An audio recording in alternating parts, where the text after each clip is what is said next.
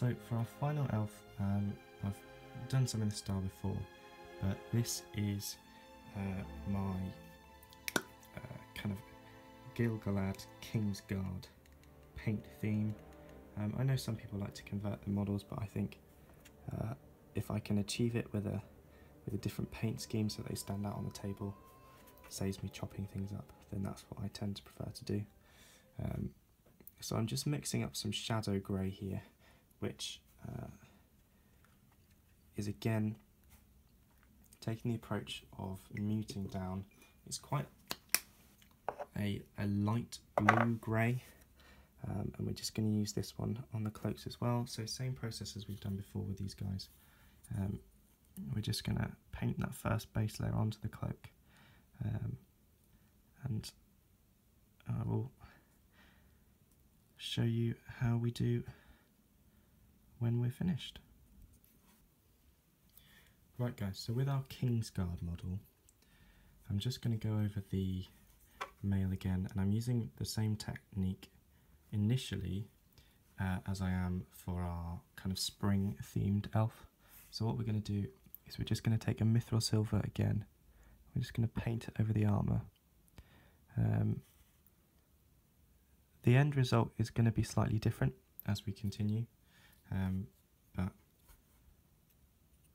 a lot of these kind of initial steps are the same for all of our elves.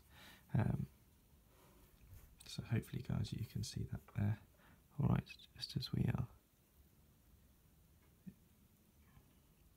Just painting over there. I'll continue painting this one out of the camera, and then once it's done I will show you. But what we're going to do for now is we're just taking the shadow grey.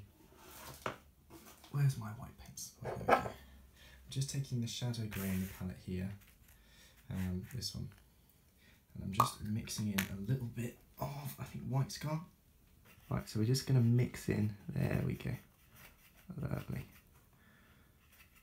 So we've got a kind of lighter shadow grey there. I'll just clean off my brush. Right, and we're going to apply this as a highlight to the kind of bottom coat, cloak thing. If anyone wants to let me know what it's called, feel free. And on this side up here as well.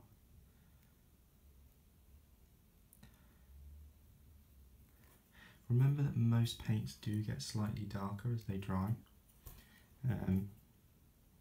So kind of always go half a shade up from what you think it's going to be when you're mixing. Now, this is not the neatest, I will admit. It's definitely been a learning curve painting at this angle, sat behind the camera. What I'll do, if I can just cover most of the cloak, then we can use a bit of wet blending with some just standard shadow grey. There we go. And what we can do is just kind of neaten this up a bit. Just drag some in there, down there. So we just put it where we want it to be. Clean off the brush, and then just kind of smooth it in. Once we've got the two wet paints in there, it is definitely a lot easier to mix. I can then go back in with some of that lighter, just drag that in there.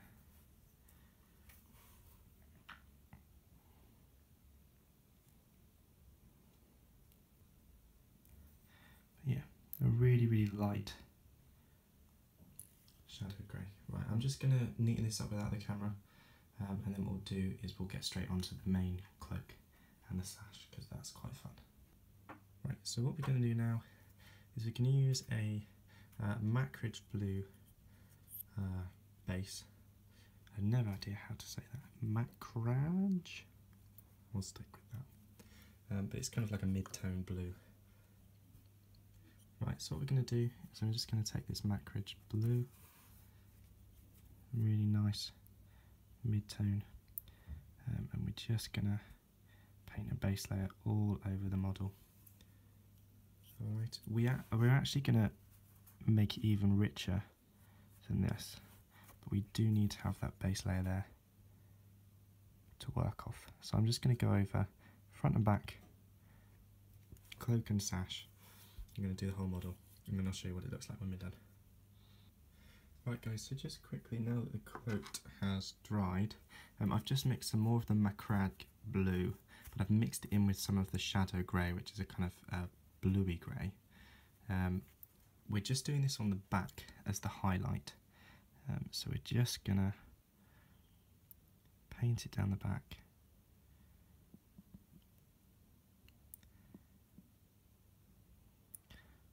Whoop. There we go. So we just want to do it. It's up to you how much you do. If you just do it along the edges, the cloak is going to look a little bit darker. If you want to do more of it, then it's going to look slightly lighter. It's your call, really, whatever you feel comfortable with. So I'm just going to go over and highlight this now with that slightly lighter blue. You can see, hopefully, as I'm adding that on there. And we just want to get it just along those edges there. Alright guys, I'll catch up with you in a bit. Alrighty, so everything has dried off. I've kind of done our very, very subtle highlights on the back of the cloak there. Hopefully you can see that. So what we're going to do now is we're going to do the inside of the cloak. My rather warped logic is that a more premium, expensive cloak is going to be two tones, because that's all funky and luxurious, isn't it? So what I do is on the inside, I use the Macragge blue, but I also use this funky thing here, Techless blue, which is one of my favourite colours, just because it's such a nice bright colour.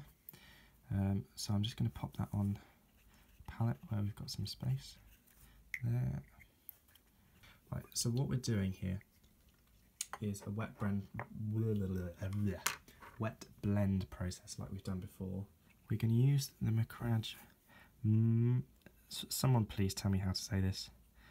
I would love to know the correct way. Right, let's paint that in there. So what we're going to do, now that I've just put a slight wet layer in, is we're going to use our Techless blue, and we're just going to pop it at the bottom of the cloak. We can use a load at the bottom, because of course we're wet blending in. So then we're just going to drag it up there. Looking lovely and fresh.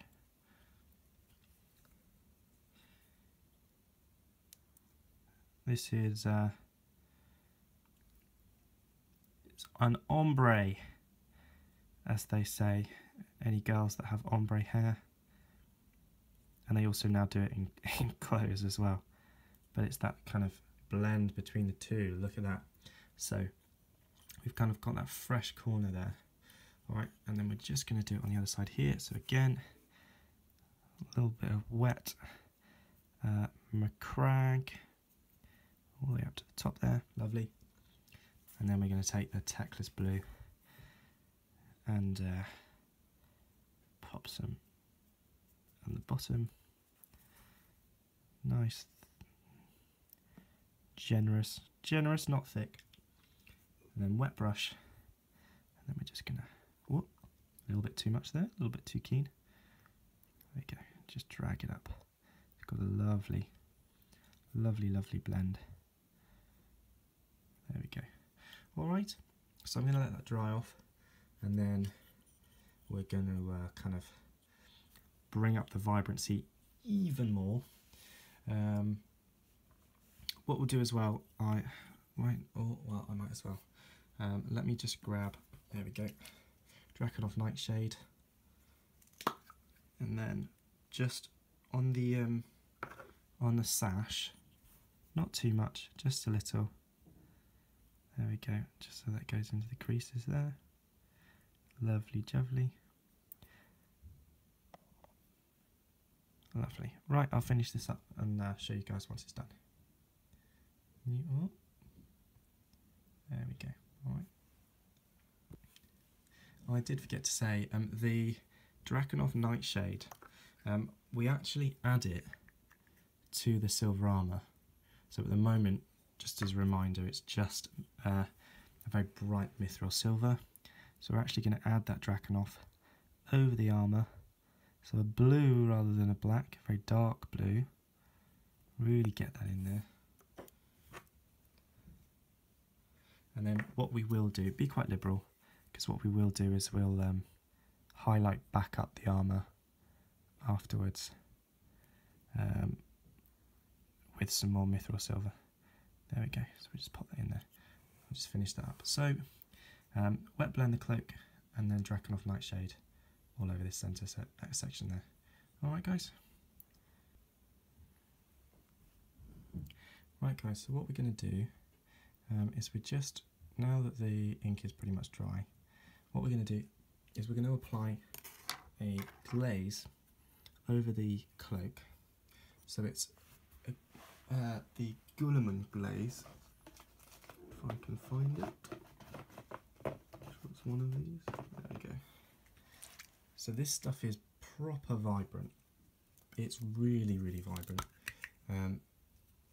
So use cautiously. But what we're going to do is just on the inside of the cloak here, we're just going to paint some of this glaze over. And it's kind of a very vibrant, if you know what I mean by a royal blue, that's what we're aiming for. Don't use a lot, don't overdo it, because it runs like mad. We're doing it on both sides of the cloak, so we're doing it on this side as well. Just a very, very thin layer, but we're going to do a couple of layers. Let's pop it in here. Okay. Alright, so we'll just finish. I'll carry on doing that, but all over the whole cloak now. It's front and back. Just pop it in there as well. Alright. And yeah, once that's dried, if you do 2 or 3 layers, just until you're happy that it's a rich enough colour. Obviously, if you're not a fan of the colour, then use less or don't use it, because it is very strong. Alright. Right, I've actually just changed the camera angle up slightly, because I'm just trying to get a balance between what's comfortable to paint and best for the camera, and I am having some challenges in that regard, but hopefully you guys can still see that quite well. What we're going to do is, whilst we're waiting for that glaze to dry, we're just going to go over and do some of those highlights on the armour. So I'm back to using the Runefang steel, which is that very, very light silver. It is this one here. And what we're going to do is, just as we have with all of our other models, hopefully you guys can see that there,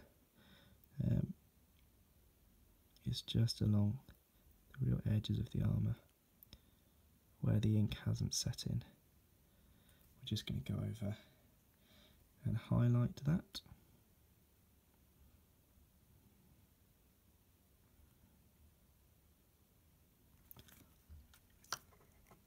Just so that we can bring out a little more of the detail.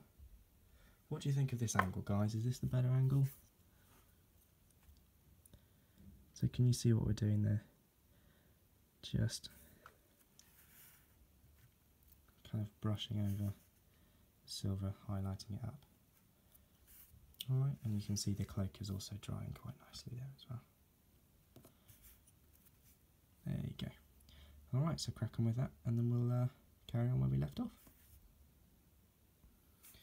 Right, so we're pretty much done now. You can see the kind of cloak just on its final layer drying off there. Really nice, fresh, vibrant blue. I'm just going to go over and paint the core details just like I have with the others, and then that will be all 3 of them finished. Okay. Right guys, that's it. We've got our 3 high elves there, 3 different styles. The way that I've painted these, other than the King's Guard, the other 2 are not ones that I actually use in part for my own styles, but the aim is that you can mix and match the bits that you like to make your own themes. So whether it's particular cloaks that you like, so you can just see the 3 on the back there, so that kind of real browny gold, that storm grey, that vibrant blue, and then the green, the red and the shadow grey. You guys can do whatever it is that suits you. Alright, but that is it guys. I hope you've enjoyed this very first tutorial I've done. I'm hoping for a lot of feedback as to what I can do better, and I think next of all I'll be looking at doing some Uruk-hai Berserkers, classic model, very popular, and I've got about 6 of them to paint up. So yeah, that's that. Thank you very much.